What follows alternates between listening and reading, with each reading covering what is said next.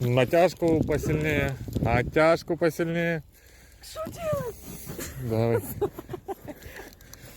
такое натяжка? Ну, натяжка. Тянуть просто. Щупачочек. Вот ты воблерочек разловился. Сколько тест удочки? 3,8. Какой мама? Вот такой. Боже, я на видео там орала, як придурочна. Люди, сорі. У меня первый